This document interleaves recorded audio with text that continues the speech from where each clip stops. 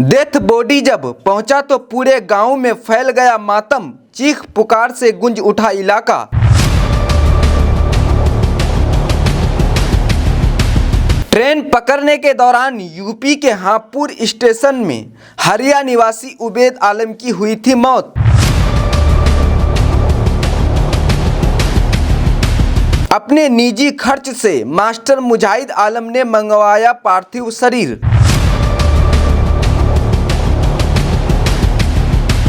हापुड़ में आके 3 साथी थे वो लोग, 2 भाई तो गाड़ी में बैठ गए, बाकी ये चढ़ते हुए गेट से फिर धक्कम धुक्की में वो नीचे गिर गए। ये मास्टर मुजाहिद का यही मतलब कि योगदान है, और ये प्रमुख साहब ने उसको फ़ोन किया, फ़ोन करने के बाद उसका लाश यहाँ तक पहुँचा है। इसके उबैद आलम साहब जिनकी मौत हुई है, वो उनके साथ जो उनके छोटे भाई जो आ रहे थे, क्या कुछ हुआ था? जी, उसकी जितनी भी तारीफ़ करें, जितना एहसान माने कम है। जी बहुत बड़ा एहसान मन रहा कि कम से कम मेरा मामा को यहाँ तक पहुँचा दिया।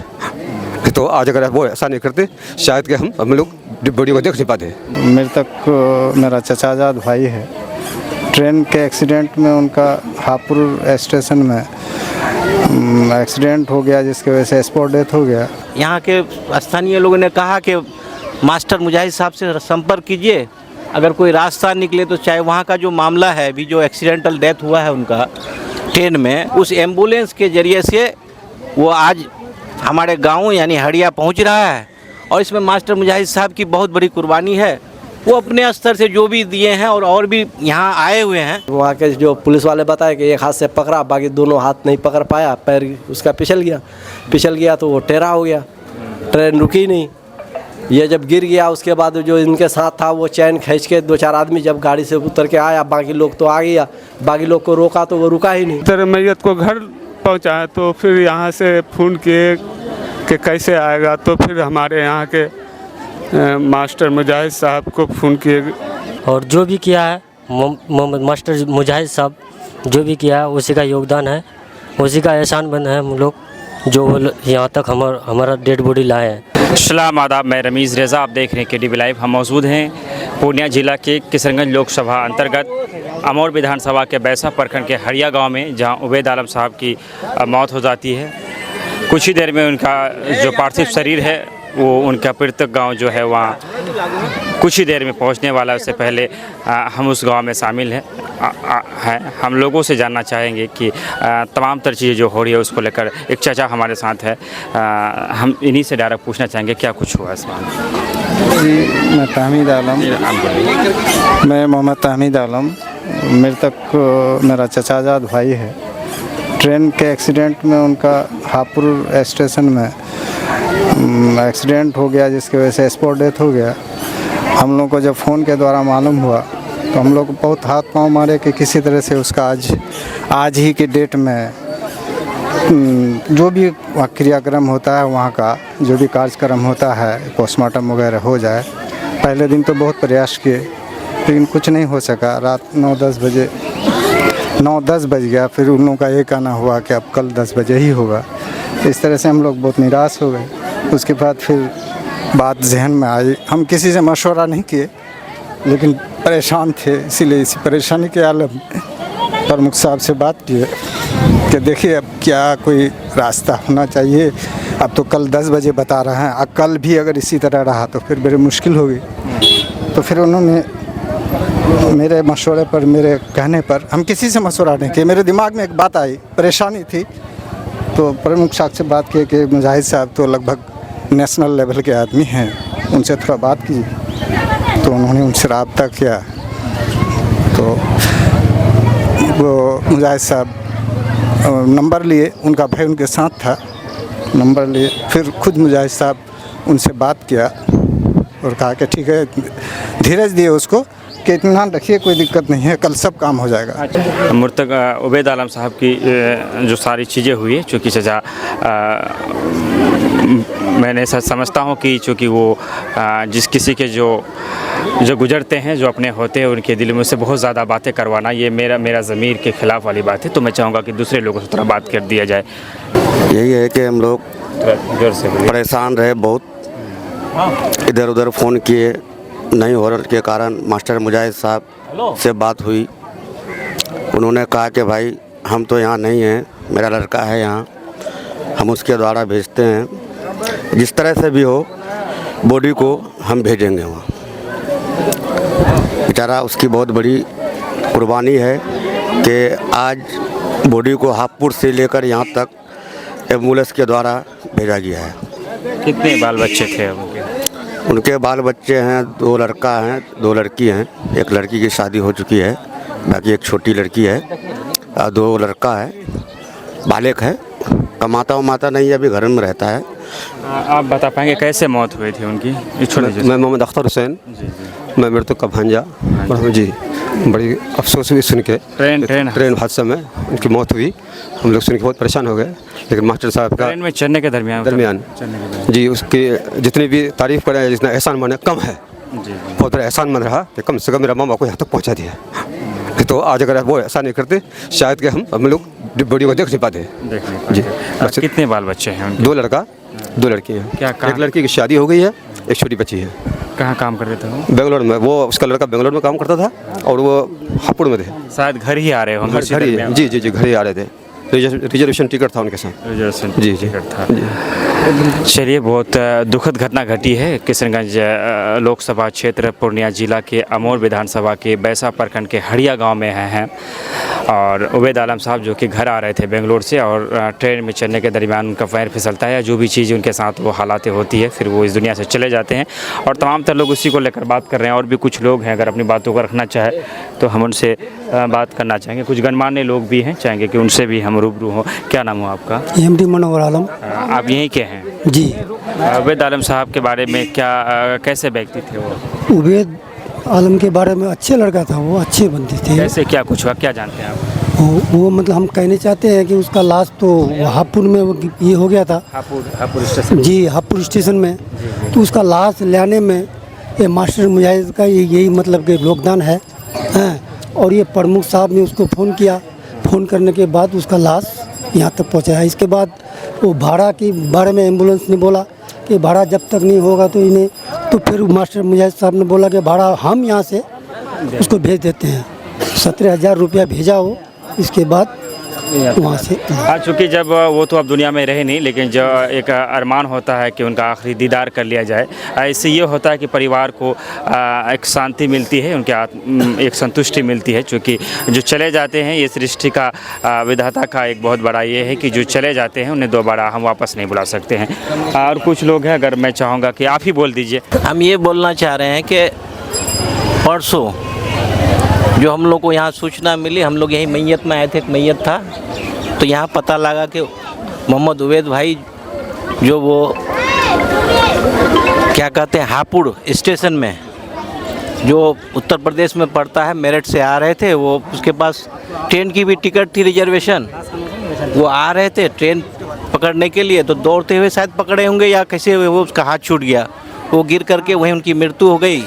तो यहाँ आए तो पता चला फिर शाम में, और यहाँ पर हमारे तहमीद भाई और कुछ लोगों ने कहा कि उनका लाश कैसे आएगा, और वहाँ पर उनके भाई भी पहुँच चुके थे, जो उसका नाम बाबुल है, तो उनसे भी बात हुई। उसके बाद यहाँ के स्थानीय लोगों ने कहा कि मास्टर मुजाहिद साहब से संपर्क कीजिए, अगर कोई रास्ता निकले तो। चाहे वहाँ का जो मामला है, अभी जो एक्सीडेंटल डेथ हुआ है उनका ट्रेन में, तो उसमें भी अभी प्रक्रिया है, वो भी प्रक्रिया फिलफोल करना है। बाकी यहाँ के लोगों ने कहा कि उसका डेड बॉडी किसी तरह से हमारे बैसा प्रखंड में हड़िया जो रायबेर पंचायत अंतर्गत आता है, यहाँ पर उसका डेड बॉडी आना चाहिए।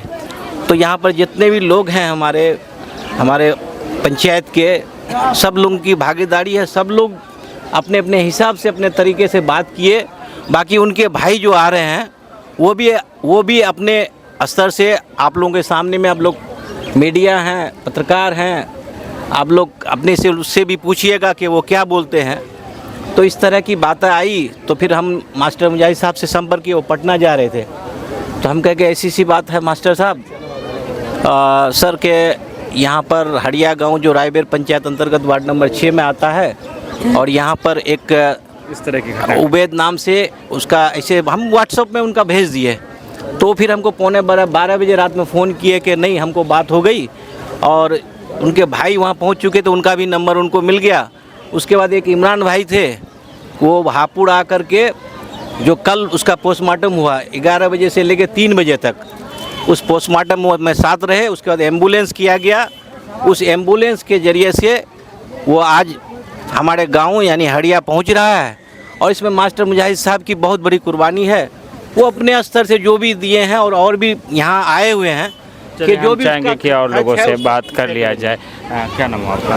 मेरा नाम उमर साद। और साथ आप इसी गांव के हैं? जी नहीं। कौन लगते थे मृतक? मेरा नाना लगेगा। कुछ कहना चाहेंगे? जी इससे बात। चलिए, हमारे पहले एक अंकल हैं, हम चाहेंगे कि उन्हीं से बात कर लिया जाए। क्या नाम है चाचा आपका?